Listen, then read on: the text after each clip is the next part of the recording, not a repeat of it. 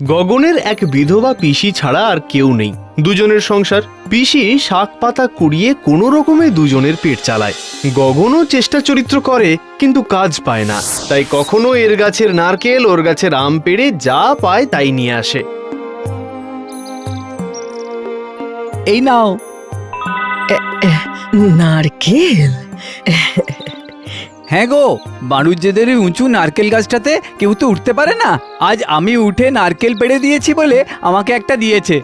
ও গগন, এভাবে যে আর চলে না বাছা। কি করব পিসি, আমাদের তো জমি জমাও নেই।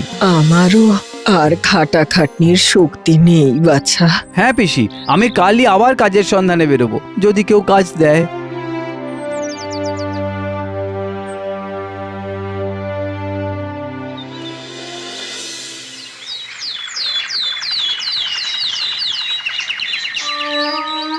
তাড়াতাড়ি ফিরিস বাপ। আসছি পিসি।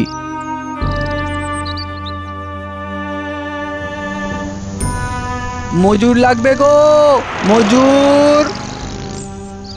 দাদা দাদা, একটা কাজ দেবেন? না না, কাজ নেই, কাজ নেই। আমি যে কোনো কাজ করতে পারবো। আরে বললাম তো কাজ নেই, যাও এখান থেকে, যাও।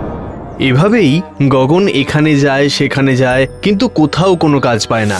হাঁটতে হাঁটতে এসে শেষে সে পৌঁছয় এক মরুভূমির দেশে। বাপ রে, এ কোথায় এলাম? চারিদিকে খালি বালি আর বালি। না, হতাশ হলে তো হবে না, যে করেই হোক আমাকে একটা কাজ জোগাড় করতেই হবে। ওই তো একজন আসছেন, ওনাকে জিজ্ঞেস করি। প্রণাম। কি চাই?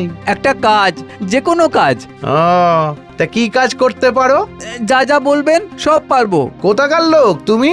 আগে আমি ভিন গাঁয়ের মানুষ, ওই উত্তরের বাতাই গ্রামে আমার বাড়ি। তাহলে তো তোমাকে কাজে লাগানোই যায়। আমি যা বলবো তাই করতে পারবে তো? পারবো মালিক, পারবো।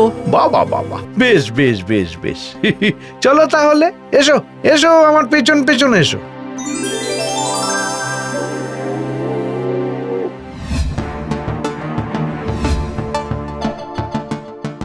প্রথম দিন গেল, কিন্তু বিভূতি কোনো কাজেই লাগালো না গগনকে। এভাবে দ্বিতীয় দিনও গেল, তবু কোনো কাজের হুকুম এলো না গগনের কাছে। গগন ভাবলো তাকে বোধহয় ভুলেই গেছে মালিক।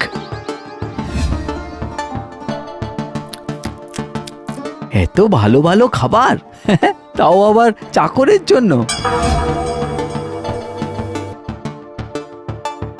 ও হুজুর, বলছি আমায় কিসের জন্য কাজে নিলেন? কেন? না, আমাকে তো কোনো কাজ দিলেন না, তাই। ওরে হবে হবে, সময় এলেই হবে। দুদিন পরে দড়ি আর বালতি নিয়ে গগনের সামনে হাজির হয় বিভূতি। নে এগুলো ধর, চল, তোর কাজ এসেছে।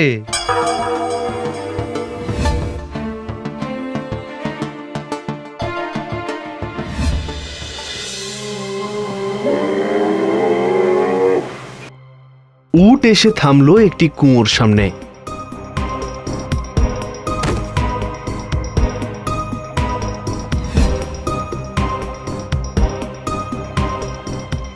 এখানে কি কাজ হুজুর? আছে আছে। এবার ওই বালতি দড়ি ধরে কুয়োয় নেমে যা দেখি।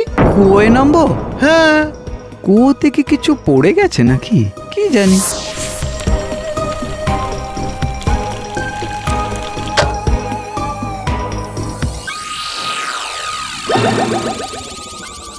বাপ রে, এ তো একেবারে ধনরত্নে ভরা কুয়ো।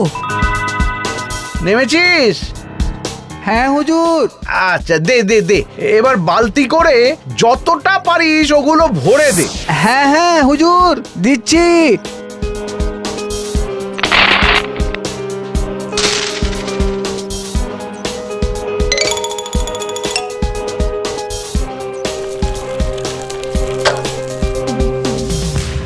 হুজুর, এবারে দড়ি ফেলুন।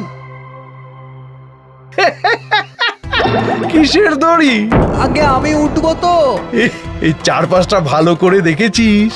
হ্যাঁ, ও বাবা গো, এগুলো কি? এ কিসের হাড়?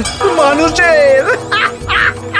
ওই কুয়োয় একবার যে নামে না, সে আর ওপরে উঠতে পারে না, বুঝলি? একে বলে মরণ কূপ। হুজুর, হুজুর এমন করবেন না হুজুর, আমার বিধবা পিসি আমার জন্য বাড়িতে অপেক্ষা করছে। আর কি করবি বল, তুইও মরবি আর সেও তোর পথ চেয়ে বসে থাকতে থাকতে একদিন মরে যাবে। এমন করবেন না, আপনি যা বলবেন আমি তাই করব। আমাকে তুলুন হুজুর। না না না, তোর কথায় বিশ্বাস করে আমি আমার এই গুপ্তধনের কুয়োর গুপ্তধন লোককে বিলিয়ে দিই আর কি। হ্যাঁ, চলি রে।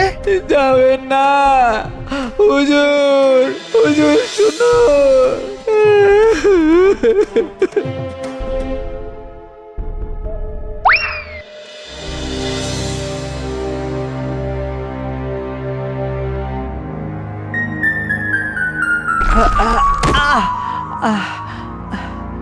না না, আমাকে উপরে উঠতেই হবে, যে করেই হোক। গগন, গগন তুই মনে কর তুই কিভাবে উঁচু নারকেল গাছে উঠতিস। মনে কর গগন, ভয় কিসের? তুই পারবি, পারবি, তুই পারবি। আমাদের হয়ে তুমি প্রতিশোধ নাও গগন। কে কে কে কে? আমরা এই কুয়োয় পড়ে থাকা মৃত আত্মা, আমাদের মুক্তি দাও। আমাকে পারতেই হবে, পারতেই হবে। পারবে, পারবে গগন, তুমি পারবে। হ্যাঁ হ্যাঁ, পারবই। ওঠো, ওঠো গগন। আমি আসছি, আমি আবার ফিরে আসব, চিন্তা করো না।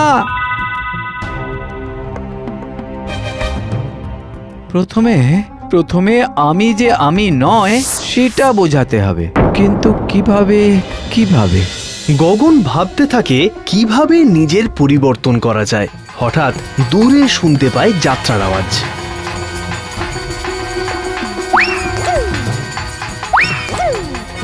এই যে আমাকে সাজিয়ে দিন দেখি, এবার দেরি হয়ে যাচ্ছে। এই তুমি আবার কি? আরে আমি তো ওই যে সেই দাড়িওয়ালা লোকটা। হ্যাঁ, আপনি ভুলে গেছেন? দিন গোপা দাড়িটা লাগান তাড়াতাড়ি, আমার দেরি হয়ে যাচ্ছে তো, পার্ট আছে। কি মুশকিল, এসো এসো।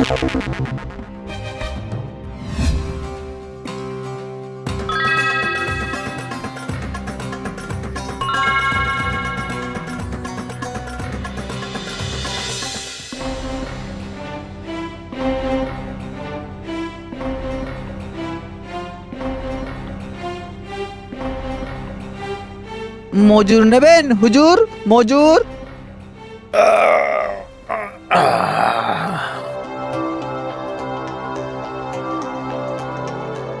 তা কোথা থেকে আসছো? আগে আমি আসছি সেই পশ্চিমের মাদাইয়া জঙ্গল থেকে। বেশ বেশ বেশ, এসো এসো। এই, একে ঘরে নিয়ে গিয়ে ভালো ভালো খেতে দে। কি কাজ করতে হবে হুজুর? সময় এলেই জানতে পারবে। যাও যাও। দিন ফুরোতে না ফুরোতেই আরেকজন। একদিন আবার ডাক এলো গগনের। সেই দড়ি বালতি বস্তা নিয়ে উটের পিঠে চলল বিভূতি ও গগন। এবার গগনের বুদ্ধিতে চলে। না না হুজুর, এই দড়ি ধরে নামলে দড়ি ছেড়ে আমি পড়ে যাব যে। আরে কি মুশকিল! আহা, আরে বলছি তো পড়বি না, এই দড়ি অসম্ভব শক্ত। না না হুজুর, আমার ভয় করছে। আরে আরে, কত মানুষ এই দড়ি ধরে নিচে নেমেছে। আমি বুঝতে পারছি না। হুজুর, আপনি একবার ওই বালতিতে বসে ঝুলে দেখিয়ে দিন, তারপরে আমি নামতে পারবো। ওহ, আচ্ছা আচ্ছা, বেশ বেশ বেশ, আমি দেখাচ্ছি। হ্যাঁ, তুই দেখে নে, তারপরে নামিস।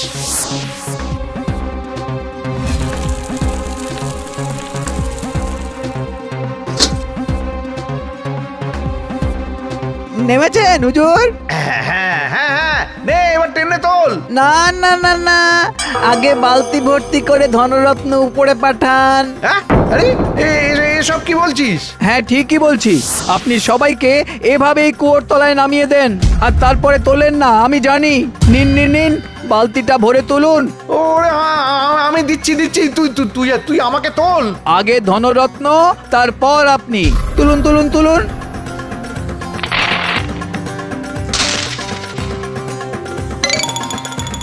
গগনের কথা শুনে বিভূতি বালতি করে ধনরত্ন পাঠিয়ে দেয়। ওরে আমাকে তোল তোল, আমাকে তোল, আমাকে ফেলে যাস না। তা কি আর হয়, এবারে আপনি ওখানেই পচে মরুন, ওটাই আপনার শাস্তি। আমি চললাম। এরপর গগন সেই ধনরত্ন নিয়ে পিসির কাছে যাওয়ার আগে শহরের প্রত্নতাত্ত্বিকদের কাছে এই গুপ্তধনের খবর জানিয়ে দেয়। অফিসাররা এসে বিভূতিকে তোলে ও সমস্ত ধনরত্ন জনগণের স্বার্থে ব্যবহার করে।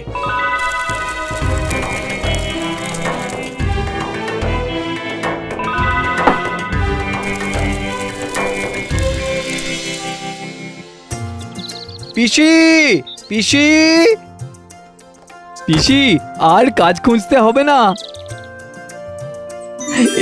এই দেখো। ওরে বাবা রে, হ্যাঁ রে, এসব কোথায় পেলি? আরে সব বলবো, এখন তো চলো, খুব খিদে পেয়েছে গো, খেতে দেবে চলো। চ চ চ, আমাদের দুঃখের দিন এবার ঘুচলো, কি বল বাবা? হ্যাঁ গো হ্যাঁ।